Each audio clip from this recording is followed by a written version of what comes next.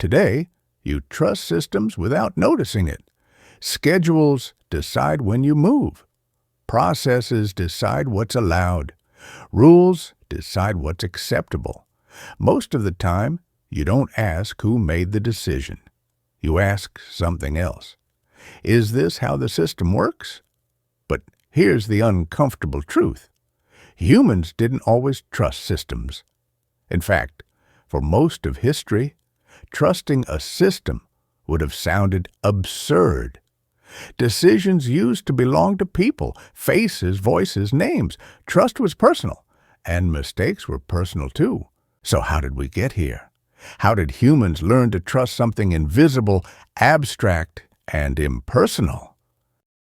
Before systems, there were individuals. A doctor decided, a judge decided, a manager decided. If something went wrong, you knew who to blame. Decisions were inconsistent, emotional, sometimes unfair, but they felt human. Trust didn't come from structure. It came from familiarity. Reputation mattered more than rules. Experience mattered more than procedure. And the idea that a process could be more reliable than a person was not widely accepted. Then the world changed fast. Cities expanded. Populations exploded. Institutions grew beyond human scale. One person could no longer manage thousands, millions, sometimes entire nations. The old model, individual judgment, started to break. Not because people were worse, but because the world was bigger than any single mind. The early idea behind systems was not control. It was protection. Protection from human bias, fatigue, inconsistency, emotional decisions. Systems promise something radical. The same rules for everyone. No favoritism, no mood swings, no exceptions. At least in theory. Humans didn't wake up one day and decide to trust systems. It happened slowly. One checklist at a time, one form at a time, one procedure at a time. Each step felt reasonable, helpful, even. And gradually, responsibility shifted from people to processes. Humans didn't trust systems because they wanted to. They trusted them because they needed to. The world had become too complex to manage any other way. What no one realized yet was that this trust would change more than efficiency. It would change how humans think about responsibility itself. At some point in the 20th century, something subtle happened. Humans didn't just use systems, they began to believe in them. Not because systems were perfect, but because they appeared neutral, and neutrality felt safer than human judgment. This was the psychological turning point. Humans have always struggled with one uncomfortable truth. People are inconsistent. Two people facing the same situation could make completely different decisions, and both could justify them. Systems promise consistency. The same input, the same process, the same outcome. For a world craving stability, that promise was powerful. One of the strongest arguments for systems was fairness. Systems didn't have favorites. They didn't get tired. They didn't have bad days. At least, that's how they were perceived. When a decision came from a system, it felt objective, impersonal, and strangely comforting, even when the outcome was negative, because if no one decided, then no one could be blamed. The rise of systems didn't arrive as control. It arrived as organization. Forms replaced conversations. Procedures replaced judgment. Checklists replaced memory. Each change reduced uncertainty. Each step felt like progress. Humans didn't feel overruled. They felt supported. Something important happened here. Responsibility didn't disappear. It fragmented. Decisions were no longer owned by a single person. They were spread across departments, rules, procedures, approvals. When something went wrong, the answer was no longer, I made the wrong call. It became, that's how the system works.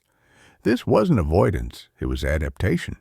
Systems reduced anxiety, not by being better, but by being predictable. Humans are wired to seek patterns, and systems provided them. In a fast-moving world, predictability felt like safety. Trust followed naturally. Over time, trust stopped being a choice. It became default. People stopped questioning outcomes. They focused on compliance instead. Doing things the right way became more important than asking if it was the right thing. Efficiency replaced understanding, and almost no one noticed when that shift happened. Systems were built to reduce human error, but they also reduced human agency. The more reliable systems became, the less practice humans had in making decisions themselves. Trust solved one problem and quietly created another. By the late 20th century, trust in systems felt natural, necessary, even inevitable. The question was no longer, should we trust systems? It was, how could we function without them? What came next would challenge that assumption. The trust in systems didn't collapse, it cracked, quietly, gradually, almost politely.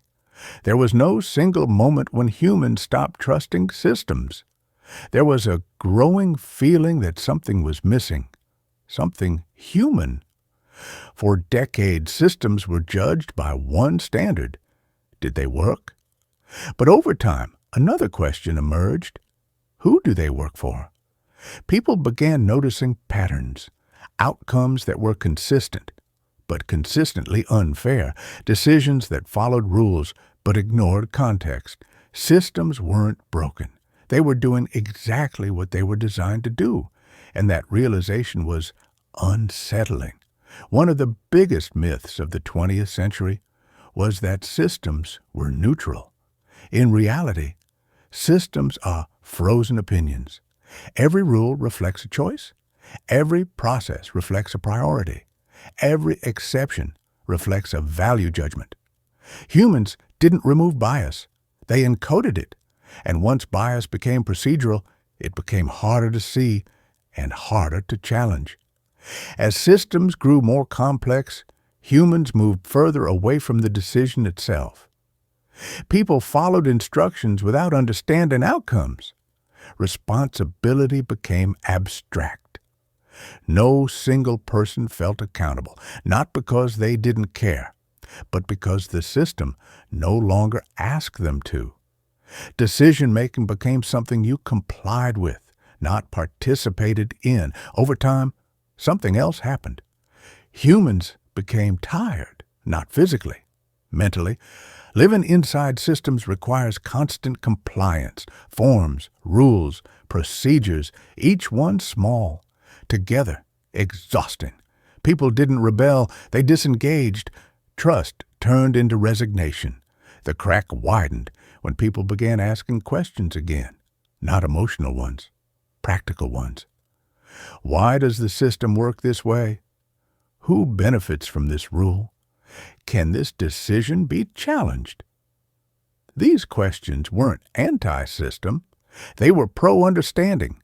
Humans weren't rejecting structure. They were rejecting blind obedience. A subtle shift began. Systems stopped being judges. They became advisors. Recommendations, not final verdicts. Data, not destiny. Humans didn't take control back because systems failed. They took it back because systems succeeded too well. Efficiency had outpaced meaning. This is not a return to pre-system chaos. And it's not a rejection of structure. It's an adjustment, a negotiation. Systems for scale, humans for judgment. Systems for consistency, humans for context. The lesson of the 20th century wasn't that systems were wrong. It was that trust should never be automatic. Humans learned to trust systems because they needed them. That trust built the modern world. Now, humans are learning something harder: when to pause, when to question, when to decide for themselves. The future doesn't belong to systems alone, and it doesn't belong to humans alone either. It belongs to those who understand the difference. The next time a system makes a decision for you, ask yourself, is this support or substitution? Subscribe and learn the untold truths about the people and events that shaped the 20th century.